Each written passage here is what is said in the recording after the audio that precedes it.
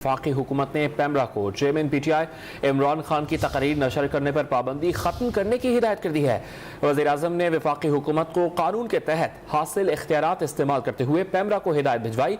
पैमरा ने मुतनाज़ा बयानात के बायस इमरान खान के हर किस्म के बयानात, तकारीर और प्रेस कॉन्फ्रेंसेस नशर करने पर पाबंदी लगाई थी। पाबंदी का इतलाक इमरान खान के रिकॉर्डेड बयानात पर भी आयद किया गया था। इसी पर हम बात करते हैं डॉन न्यूज़ के नुमाइंदे सनाउल्लाह खान से। सनाउल्लाह खान, बताइएगा क्या अब तकारीर नशर की जा सकेंगी इस हुक्म के बाद?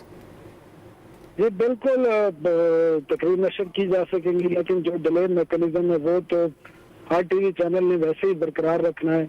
वो तो थोड़ा सा उसमें टाइम है, लेकिन आज वज़ीर आज़म इमरान खान की तरफ से दो इक़दाम हैं जो बड़े वाज़ेह नजर आ रहे हैं कि वो उन्होंने तमाम चीजें जो है वो इमरान खान के कोर्ट में डाली है। एक तो जो उन्होंने लाहौर में प्रेस कॉन्फ्रेंस के दौरान कहा है कि जो भी इमरान खान के इल्जामात हैं बशमूल आशीष शरीफ मरहूम के हवाले से जो उनका कत्ल है उस पर भी उन्होंने कहा 17 रुकनी सुप्रीम कोर्ट का फुल कोर्ट कमीशन बना दिया जाए, तो ये भी उनके कोर्ट में डाली है। और साथ ही उन्होंने जो पैमरा में पाबंदी लगाई थी, रिकॉर्डेड पर भी पाबंदी आज लगा दी थी, वो पाबंदी खत्म करने की उन्होंने हिदायत की। और पैमरा एक्ट में वफाकी हुकूमत को एडवाइस देने की जो इख्तियार हासिल है वो इख्तियारात इस्तेमाल किए हैं, जिसके तहत पैमरा पाबंद है कि वफाकी हुकूमत और वज़ीर आज़म के जो अहकामात हैं उन पर अमल दरामद करे।